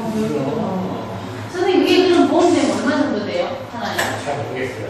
그래 뭐한 3,000원 되겠죠. 아, 8,000 아니라고 생각하면 돼. 8,000 주고 샀다니. 그러니까 보험은 아니라고 생각하면 그래서 우리 완전 단체. 나는 단체로 모여가지고. 그래서 제가 이렇게 진료를 보다 보면 그런 통증 때문에 너무너무 고통스러운 분들 많아요. 진짜 고통스러운 분들이 많아서 저는 뭐 다른 주기세포는 잘 모르고 주로 전에 통증을 어떻게 좀 좋게 해드릴 방법이 네, 없나. 근데 저희가 지금 그거를 붙이면은 그 누런티라는 통증약 있죠. 그거 붙일 동안에는 안 먹어도 아프다 소리를 안 해요. 근데 그게 부작용이 있는 사람도 있다고 그러더라고요. 그게 이제 그 입이 좀 마르시거나 졸리우시는 분들이 있어요. 예민하시는. 네. 근데 그거가 오히려 안전하다고 봅니다. 누로틴 네. 오래 드시는 것보다 붙이는 게 낫다. 네, 그렇게. 근데 이제 마약 성분이 발라져 있어서 이거 혹시 뭐 중독성 없냐. 근데 이거 가지고 중독 안 되거든요. 저도 그 걱정을 좀 했거든요. 근데 그거를 오래도록 장기간으로 계속 붙여도 뭐 중독되고 그런 건 네, 그렇죠. 없거든요. 근데 우리 뭐 강명시 성계병원 선생님들은 그런 걸 잘 모르더라고요.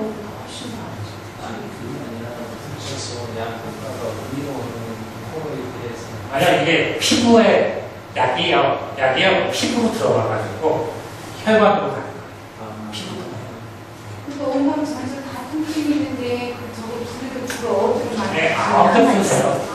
네, 이거 피부 통해서 전체로 들어가요.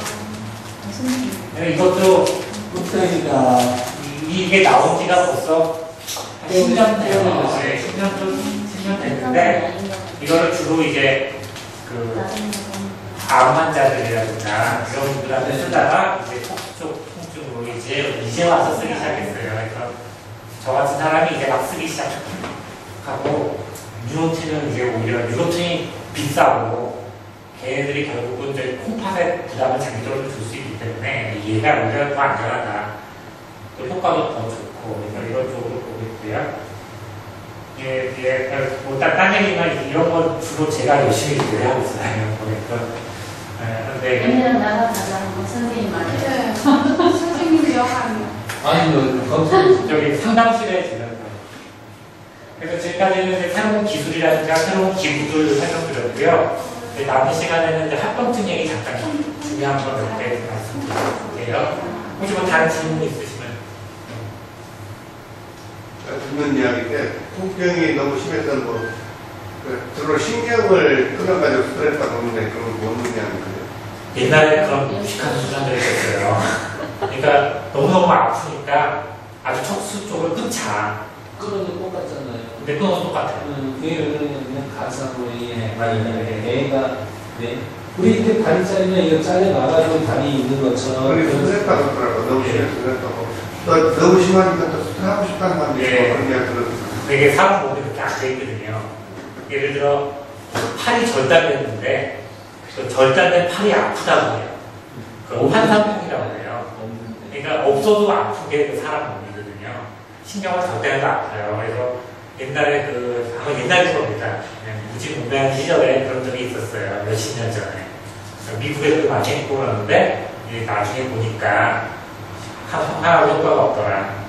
애들한테 별짓을 다 했어요. 뭐 전극을 많이 지금도 하고 있어요. 뇌에다가 전극을 심어가지고 안 아프게 시도하려고 하는 것도 있고 척수 쪽에다가 전극을 심어서 진통을 하려고 하는 것도 있고 근데 제일 효과가 좋은 건 그 펌프 심어서 마약성 진통제를 그 척수 쪽에 펌프를 아주 소량 조금씩 뿌리는 거예요. 그러면 안 아픕니다. 근데 비용이 문제죠. 그래서 그런 것도 사실은 암 환자한테는 인정이 되는데 이거를 좀 뭐 어떻게 잘 주장을 해가지고 척수 쪽에도 좀 하얗긴 해야 돼요. 그러니까 웬만한 통증 말고 아주 정말 너무너무 아파서 꼼짝도 못하는 분도 계시거든요. 그런 분들한테 그런 시술을 좀 했으면 좋겠는데 기획값이 뭐 1,몇백만 원이니까 보험이라도 해서 좀 부담을 좀 줄여서라도 좀 해드리고 싶죠. 그런 기술이 이제 많이 좀 더 대중화가 되고 또 소변 보는 거, 정육 씻는 거 그리고 스웨덴, 덴마크 이런 자연 복지 잘 되는 나라는 100% 국가에서 다 하니까 그 나라 하거든요. 그 나라는 멜라톤도 어쩌다 멜라톤을 하는 사람도 더 좋은 멜라톤 천짜리 그거 하고 또 그나마도 안 하고 수술로 해서 나요. 그러니까 이게 그러면 그렇게 좋은 게 여기 필요 없겠네요. 어느 정도 소비를 듣는데. 이거 스위치 누르는 거예요. 깨달라고. 한번 여쭤요. 저거 붙이는 거예요. 선생님하고 교육을 미치잖아요. 이렇게 나오시고. 저기 붙이는 거 그거 중립 제한해서 하나 할 수 있나요? 못할 거예요. 거기에 국가기관이라서 마약성 진통제 얘기만 들어도 사용 안 하려고 그러고 한번 알아보세요. 혹시 제가 거기 근무했었잖아요. 아, 거기서요? 네. 네. 그러니까 마약성 진통제다 하면 그쪽 약제부에서는 약을 안 받아들이려고 해요. 근데 저희 동네 그 강명시 성계병원요. 거기서는 하더라고요. 민간병원, 국립자하고 같이 국립자만 안 들어가면 마약성 진통제 쉽게 다루는데 한번 알아보세요. 또 붙이는 거 펜타닐 패치라고 해요. 펜타닐 패치 붙이는 거 펜타닐이라고 하는데 국립자로는 잘 안 할 가능성이 많아요. 서울대학병원도 나가 저걸 하는 거 아닌가? 네, 한번 알아보세요. 네, 그러면 펜타닐. 네. 그래서 오히려 유로팀보다 다 비싸고, 근데 한번 너무 또 기대하실까봐 걱정이 돼서 또 어떤 분은 안 쓰는 경우도 있어요. 유로팀이 막 딱 나는 거 아니에요? 저희는 붙여봐가지고 그거를 알아요. 그랬어. 근데 보험이 안 되니까 너무 비싸게 받으니까 아프다 그래도 어떤 데 그거를 못 사붙이고 그냥 약만 먹어 그냥 그리고 있는 거예요. 그런데 이제 얼마 전에 누가 아는 사람이 산대라는 사람이 그거 자기가 아파갖고 쓰려고 했던 거라면서 몇 개를 주더라고. 나중에 한번 오세요. 나중에 제가 도움 받아드릴게요. 선생님인데 그냥 어떻게 받아가지고 오지. 도움을 받을게요. 예. 대학 끝나고 저기 영화 한번 드릴게요. 아니면 이메일 주소로 써주세요. 근데 마지막 그 주제는 그냥 그 합병증 중에서 제가 이렇게 쭉 이렇게 척수분들이랑 얘기하다 보면 제일 그래도 좀 이렇게 조금 이렇게 그 심각성을 모르시는 것 중에 하나가 이 자율신경 과반사증인 것 같아요. 그래서 또 들어보셨죠? 안 들어요. 그러니까 이게 근데 사실은 흉수 6번 이상에서예요.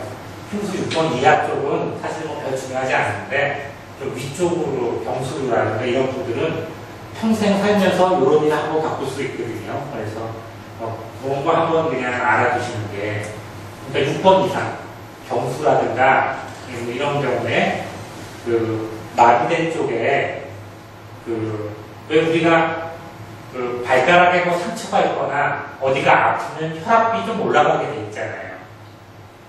어디 누가 여기서 꽝 때리면 아이고 아파하면서 혈압이 올라가잖아요.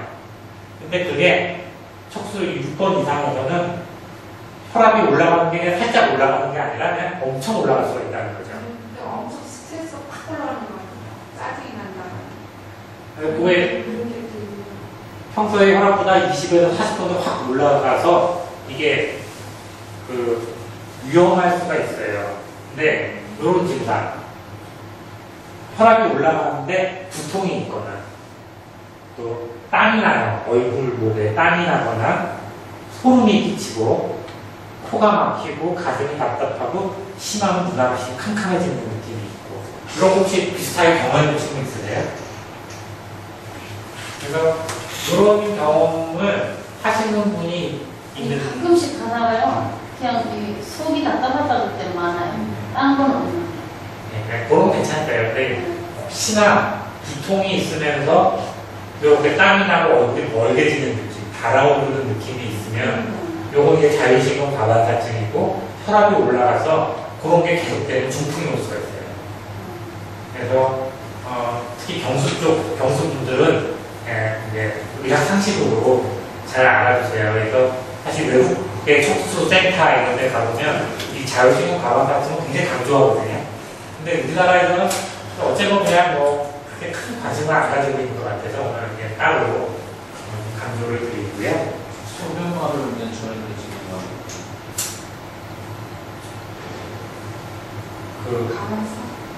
가만사 중심으로 해서 부터 그다음에 얼굴 달아오르고 가슴이 답답하고 놀라는 않잖아요.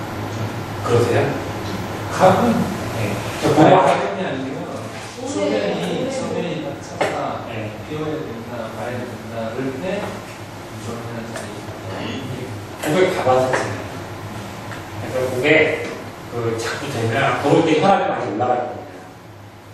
혈압을 안 재보셨죠, 아직까지. 그래서 그러니까 혈압은 올라가는 건 느껴집니다. 근데 이게 그렇게 오래 사시면 중풍이 생길 우려가 많아요. 그래서 바로 가서 네. 오셨어요? 네. 그런 경우에 제가 권유해드리고 싶은 말씀은 NG라고 하는 거를 항상 드세요. 그럴 때 좀 불편하셔도 이게 혈압을 떨구거든요. 그러니까 근데 저 같은 경우는 고혈압이 아니고 아니 원래 척수는 다 저혈압이 다 제저혈압이거든요. 60에서 40에 나오는 그래도 소변이 찰 때 혈압이 올라가면 느껴지잖아요. 그럴 때 이 약을 소변 보러 가시면서 그냥 항상 그 약을 이렇게 주머니에 넣고 있다가 소변 마렵네, 그리고 올라오네 하면 턱 밑에다가 누르면 몇 초에 다 녹아요. 그러면 혈압이 속 떨어져요. 자주 그런 게 아니고 가끔 그러세요. 그래서 그거와 좀 자주 그러거나 이게 한번 되게 오면 아주 위험해질 수가 있거든요. 그래서 요 NG라고 해요. 나이트로글리세린. 혀 밑에 녹이는 약이 있어요. 혈압을 떨구는 거. 그래서 그 약은 이런 약을 상비약으로 좀 주시는 게 좋아요. 그러니까 살다 보면 그냥 지금은 그냥 소변이 좀 안 들어올 때 가끔씩 혈압이 오르는데 그게 어쩌다가 되게 오를 수가 있어요. 그럴 때 좀 위험할 수 있으니까 이런 걸 상비약으로 좀 가지고 계시는 게 평생을 살다 보면 이런 일이 생길 수 있거든요. 그래서 이게 이상하게 우리나라에는 별 강조가 안 돼요. 근데 이제 외국에서는 이게 항상 그 굉장히 중요하게 다뤄지고 주의를 주고 막 이러거든요. 근데 이거 좀 잘 알아주셨으면 좋겠어요. 그래서 그런 일이 있을 때는 뭐 소변이 찼을 때 그러니까 소변 뽑으시면 없어지잖아요. 뭔가 원인이 있는 거예요. 어디선가. 예를 들어 멜라톤 하다가 그런 일이 생기면 멜라톤 중지하시고 또 흔히 있는 일이 폴리가 꼬였거나 막혔을 때 그런 일이 많아요. 그래서 그렇게 하시고 이 혈압이 잘 안 떨어지면 바로 루치로 직행하셔야지 그냥 소변을 한번 보면 싹 빠진다고 해서 그거 자꾸 계속되면 안 좋은데 이제 그게 혈압이 보통 떨어질 기미가 안 보면 루치로 오셔야 되고요. 요건 이제 상식으로 알아주세요. 정말 10년에 한 번이라도 한 번 와가지고 중풍이 생기면 큰일 나잖아요. 그리고 나중에 뭐 니트로글리세린 잘 기억하세요. 니트로글리세린 화학약제 맞죠? NG라고 해요. NG. 그거 설하죠. 혀밑에 넣어서 녹이는 혈압 강화제. 그거를 이렇게 한 통만만 이렇게 집에 두셨다가 안 좋은 일이 있을 때 그거를 혀밑에 녹이시면. 그 이야기 들었어요. 혈압이 올라간다는 문제가 아니고 그때 넣어서 예, 넣어서 혈압을 일단 떨어주고 그 다음에 왜 올라갔지? 찾아보는 거예요. 대개 멜라톤 하거나 아니면 뭐 어디 병이 꽉 차 있거나 이렇게 그럴 때 그러거든요. 그래서 그걸 중요할 것 같고 또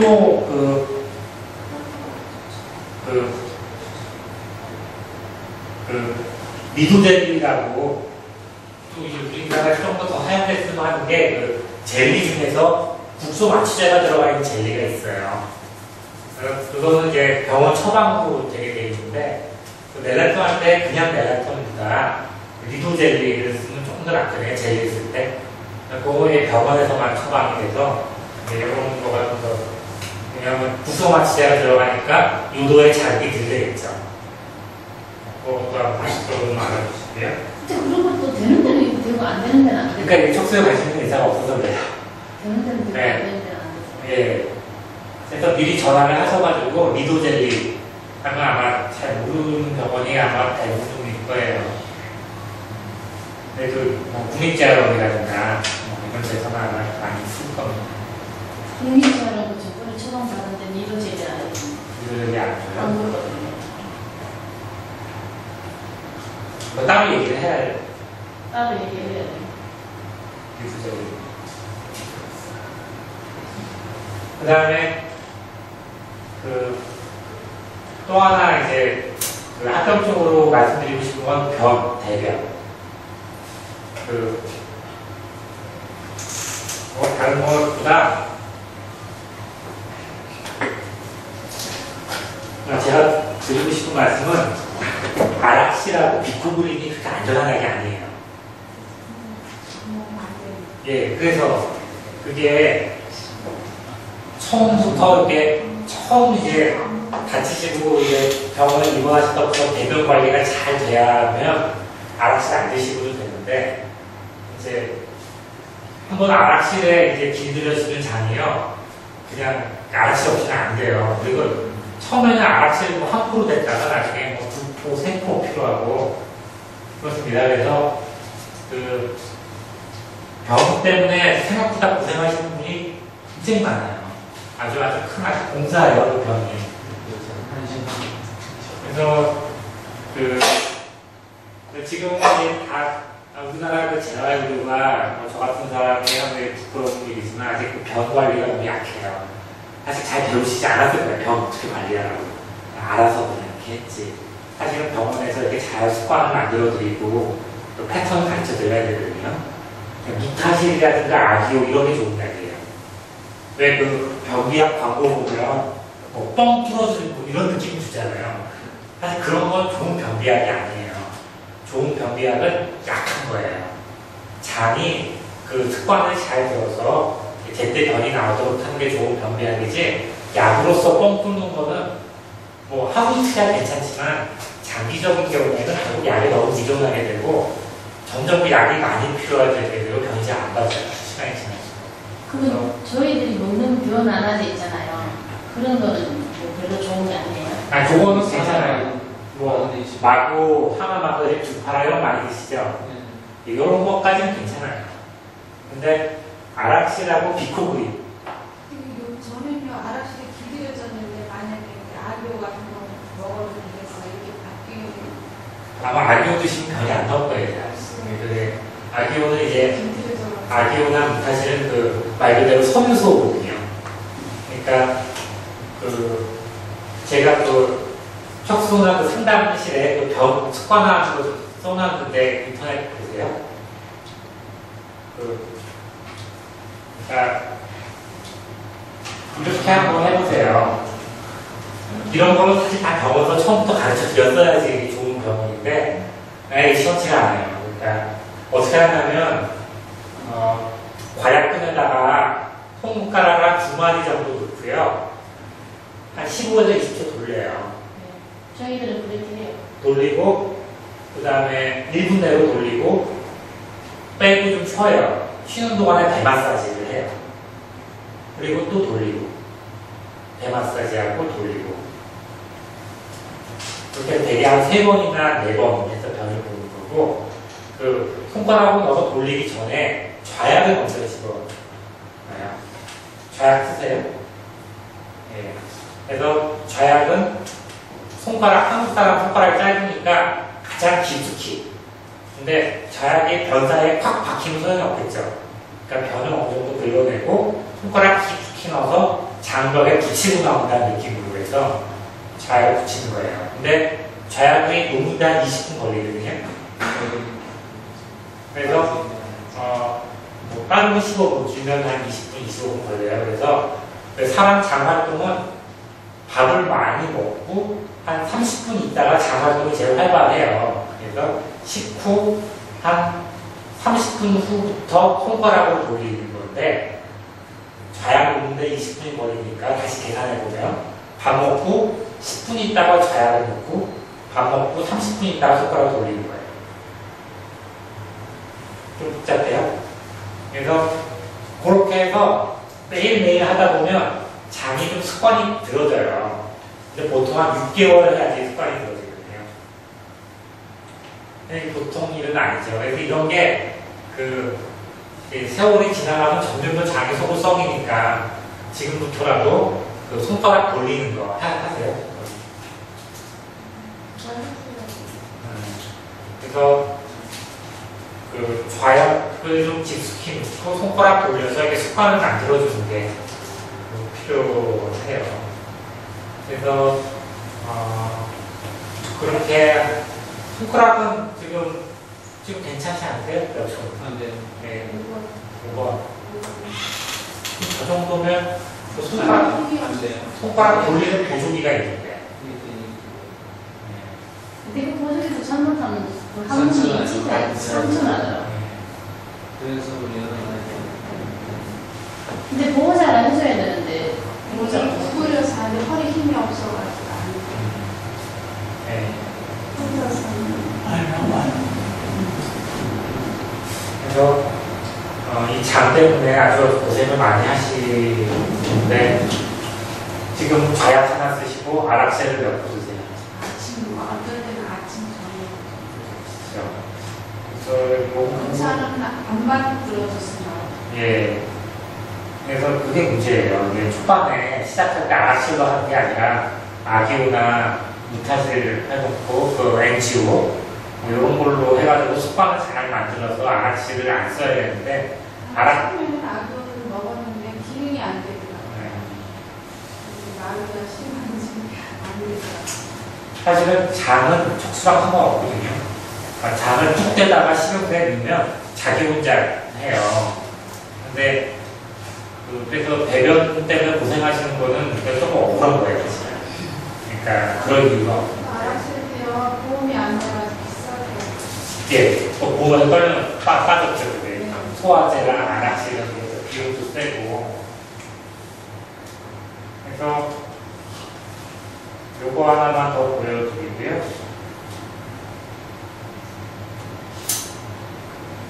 이것도 다 비용인데 그래도 요즘은 조금 뒤는 나오는데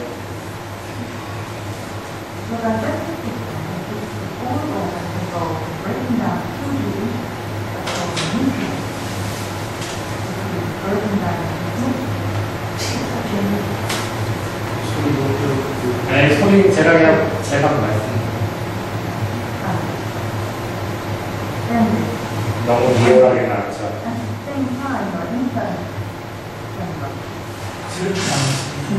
저렇게 나왔었는데 어느 날 갑자기 안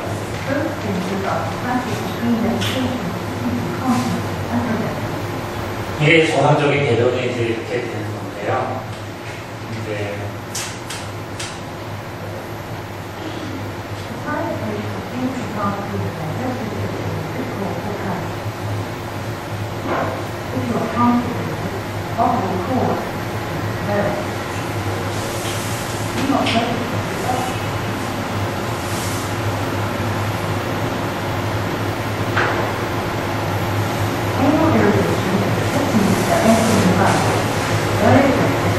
이런 제품이 한국에 문사요?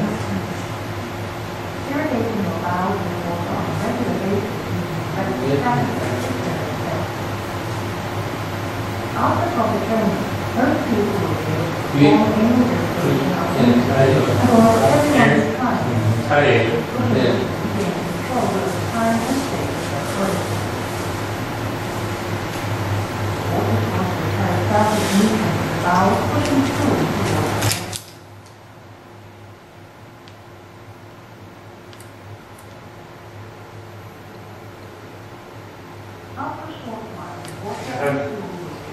무관장이죠. 어떻게 보면 여기다가 아까 파란 거를 집어넣어가지고 물을 쫙 올려가지고 풍선을 빼면 이게 물 따라서 이렇게 병이 쫙 나오게 하는 거예요.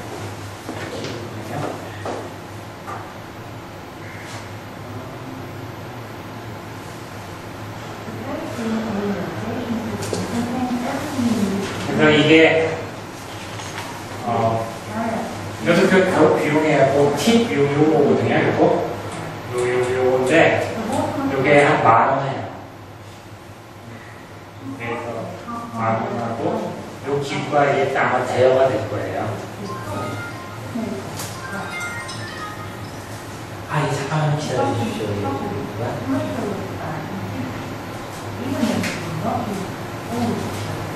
그래서 요 백에다가 물을 채워가지고 아까처럼 물을 집어넣는 거죠. 여기다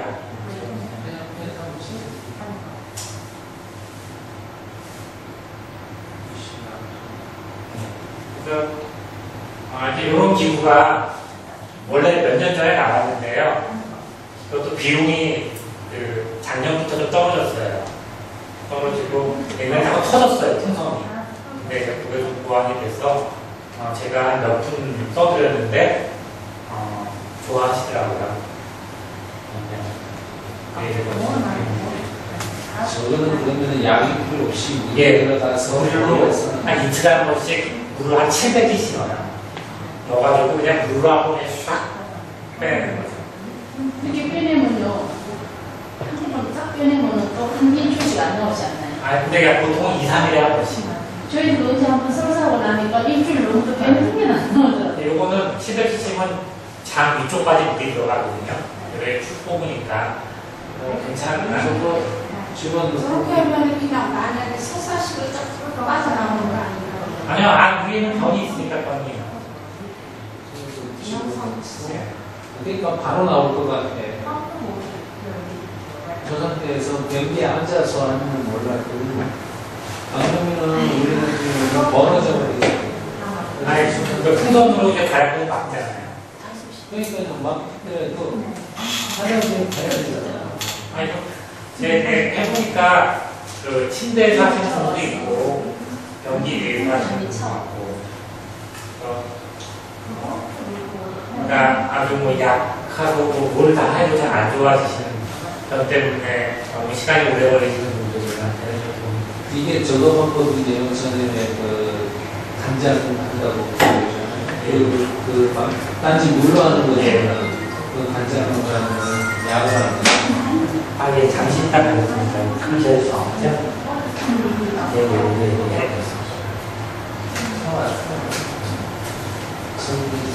네, 할 시간 없어.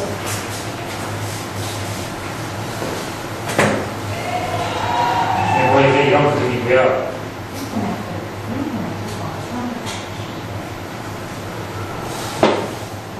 네, 이거가 안 없었지만.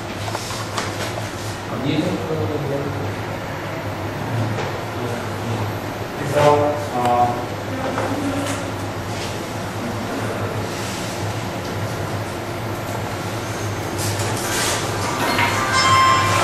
페이스팅이라고 이제 플로프박스에서 나와서 이게 아마 소모품 장사니까 기분은 그냥 대여식으로 하고 소모품 만원에서 하는 건데 이런 것도 있습니다. 그래서 여러 가지 조그만 도구들도 많이 나오고 기술도 개발이 되는데 결국 돈이에요. 그런 부분에 대해서 이제 국가적으로 보험급여가 되도록 해야 합니다.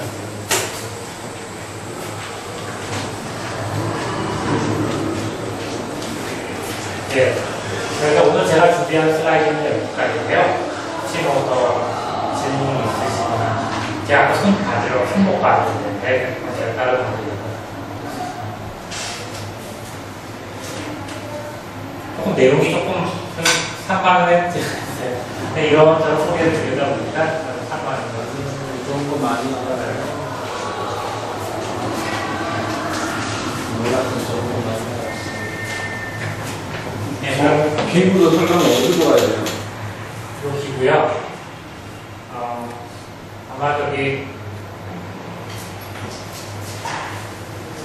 요 변기고요. 변. 요거는 국내에서 신촌 세브란스하고 저기 분당서울대 저하고 아마 두 사람이 할 거예요. 근데 신촌 세브란스 선생님은 이거 하다가 몇 번 풍선이 터졌어요. 이거 하다 풍선 터지면 이상하게. 그래서 이제 그분은 그거를 그다음부터 굉장히 싫어하시는데 회사에서 그다음 풍선을 보완했거든요. 그리고 이거를 몇 번 짜야 되는데 풍선 터트리신 그분은 계속 공기를 계속 넣어서 터트린 거예요. 터질 거 아니에요. 그래서 그냥 저한테 오시면요 제가 가르쳐 드릴게요. 소리 씨 나랑 같이 가 선생님 만나요. 그래서 신촌 세브란스에서도 연습을 하셨고 저도 했고 이런 도구가 척수 쪽에 관심이 있는 의사들이 적다 보니까 뭐가 나와서 보급이 안 돼요. 국립대학원, 신촌 세브란스, 부산대, 분당서울대 이런 게 안 되거든요.